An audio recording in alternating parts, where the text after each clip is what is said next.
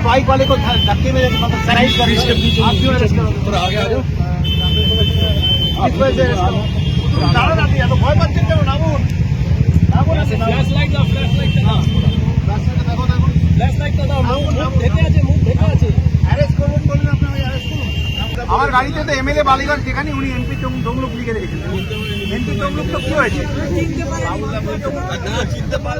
দ্বিতীয় হুগলি সেতুতে বাকবিতণ্ডা, বিতর্কে জড়িয়ে পড়লেন তৃণমূলের বিধায়ক তথা রাজ্যের মন্ত্রী এবং বিজেপির সাংসদ। আপনারা দেখছেন N24 টিভি, আর আপনাদের সঙ্গে রয়েছে আমি সাজিদ।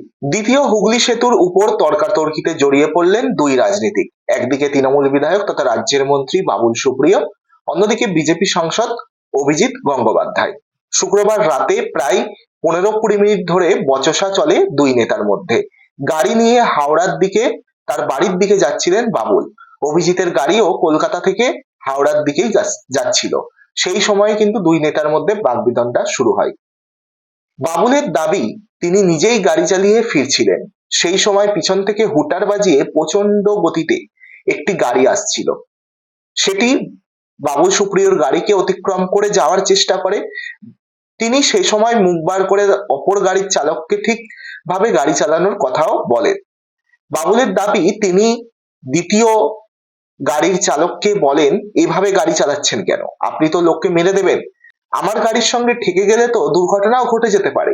তৃণমূল বিধায়কের দাবি, সেই সময় দ্বিতীয় গাড়ির পিছন থেকে কেউ একজন গাড়ি নিয়ে এগিয়ে যাওয়ার কথা বলেন চালককে। এরপর দ্বিতীয় গাড়িটি কিছুটা এগিয়ে যাওয়ার পর সেটিকে আবার থামান বাবুল সুপ্রিয়। তার দাবি, সেই সময় গাড়ির পিছনের আসনে বসেছিলেন তমলুকের বিজেপি সাংসদ। গাড়িতেও এমপি তমলুক লেখা ছিল বলেই দাবি করেন তৃণমূল নেতা। বাবুল জানান, তিনি সাংসদকে দেখতে পেয়ে গাড়ির পিছনের দিকে গিয়ে কথা বলার চেষ্টা করেন। গাড়ির চালককে সঠিকভাবে গাড়ি চালানোর অনুরোধ করতে থাকেন। বাবুলের দাবি, সেই সময় সাংসদ অর্থাৎ অভিজিৎ গাঙ্গুলি তাকে বলেন, যা করেছে বেশ করেছে, তাকে গালিগালাজও করা হয় বলে এমন দাবি করছেন কিন্তু বাবুল সুপ্রিয়। ততক্ষণে দুই নেতার বচসায় আশেপাশ থেকে স্থানীয় মানুষজন তারা ভিড় করে যায়। স্থানীয়দের দাবি, তখন বাবুল অভিজিৎ গঙ্গোপাধ্যায়কে ক্ষমা চাওয়ার জন্য বলেন। ক্ষমা না চাইলে সাংসদের গাড়ি তিনি এগোতে দেবেন না, এমন কথাও তিনি বলেন। বাবুল সুপ্রিয়ের দাবি, সাংসদ তার কাছে ক্ষমা চাওয়া তো দূরে, বরং পুনরায় তাকে গালিগালাজ করে। যা বলেছি বেশ বলেছি, আবারও বলবো, এমন কথাও বিজেপি সাংসদ তাকে শুনিয়েছে বলে দাবি করলেন তৃণমূল বিধায়ক। বাবুলকে দেখে নেবার হুঁশিয়ারিও দেওয়া হয়েছে বলে অভিযোগ। প্রায় 15-20 মিনিট ধরে এই বচসা চলে বলে স্থানীয় সূত্রে খবর। বাবুলের দাবি, সাংসদ গাড়ি থেকে নামেননি, ক্ষমাও চাননি। মন্ত্রীর এই অভিযোগ প্রসঙ্গে বিজেপি সাংসদ অভিজিৎ গঙ্গোপাধ্যায় তিনি কি বলছেন? তিনি বলছেন যে বেপরোয়া গতি থাকলে পুলিশ নিশ্চয়ই ব্যবস্থা গ্রহণ করত। তার দাবি, গাড়ির সামনে এমপি তমলুক লেখাটি দেখতে পেয়েছিলেন বাবুল সুপ্রিয়। সেটি দেখেই বাবুল নিজের গাড়িকে জোরে চালিয়ে তার গাড়ির সামনে এনে দাঁড় করায়। উল্টে বাবুলই সাংসদের গাড়ির সামনে গালিগালাজ শুরু করেন বলে পাল্টা দাবি করছেন কিন্তু বিজেপি সাংসদ। তার বক্তব্য, প্রথমে তিনি বুঝতে পারেননি ওই গাড়িতে বাবুল রয়েছেন। মন্ত্রী গাড়ি থেকে নামার পর তিনি বুঝতে পারেন। তর্কাতর্কির সময় গাড়ির জানালা দিয়ে বাবুল সুপ্রিয় হাত বের করে প্রবেশ করেন বলেও দাবি কিন্তু করছে যে এই অভিজিৎ গঙ্গোপাধ্যায় বিজেপি সাংসদ। তিনি জানান, এর ফলে তার মোবাইল হাত থেকে পড়ে যায় এবং সেটির কিছুটা ক্ষতিও হয়।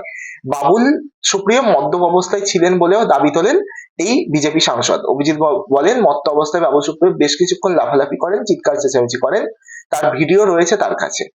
সাংসদের দাবি, তিনি মানুষের চাকরি খেয়েছেন বলে মন্তব্য করেন বাবুল সুপ্রিয়। তার জবাবে তিনিও বলেছেন, তাতে আপনার জ্বালা কেন? আপনারা তো চাকরি বিক্রি করছেন। এই ঘটনা নিয়ে অভিজিৎ আইনের দ্বারস্থ হবেন বলেও জানিয়েছেন। লাল গাড়ি নেই, আমি তো নর্মাল চালাচ্ছি। আপনি তো গাড়ি অনেকদিন ধরে চিনি।